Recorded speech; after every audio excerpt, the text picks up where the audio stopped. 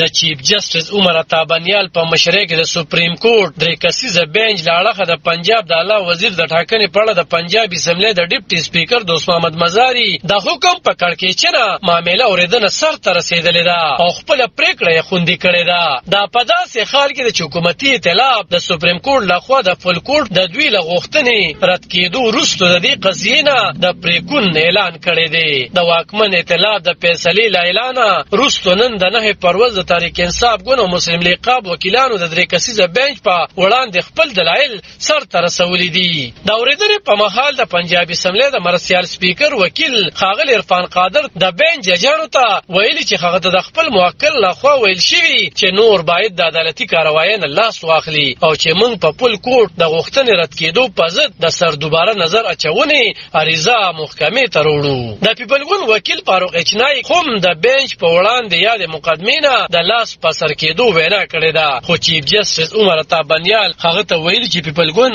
خو هسې هم د دې قضیې پریخ نه و جوړ کړل شوی. د پنجاب اسمبلی د ډیپټي سپیکر دوست محمد مزاري وکیل عرفان قادر خپله د سپریم کورټ مخې ته د مطبوعاتو سره خبرو کې وویل چې په عدالت کې داسې تاثر جوړ شوی چې یو خاص بینچ د خاص مقدمو اورېدنې کوي. د دغه تاثر ختمولو دپاره یې د پل کورټ جوړولو غوښتنه کړې وه. هغه وویل چې پل کورټ جوړولو دپاره به د بیا کتنې خواست کوي. د سپریم کورټ په دغه بینچ په ټولنیزو رسنو سختې نیوکې روانې دي او ویل کېږي چې دغه درې کسیزه بینچ د تحریک انصاف په مقدمو نرمي خپله کړې ده. د تحریک انصاف یو مشر فواد چودھري ویلي چې پنجاب کې د سپریم کورټ له اړخه پارلماني پارټۍ ته د پرېکړو واک ورکول به د جمهوریت او پارلماني ګوند په ګټه وي او دې څخه به په ګوند کې د وراثت سیاست پای ته ورسي. د امیدوار حمزه شهباز او تحریک انصاف او مسلم لیگ د امیدوار ترمنځ د وزیر اعلی د څوکۍ لپاره شوې ټاکنه کې حمزه شهباز 100 او پرویز الله 100 رایې اخیستې وې. علب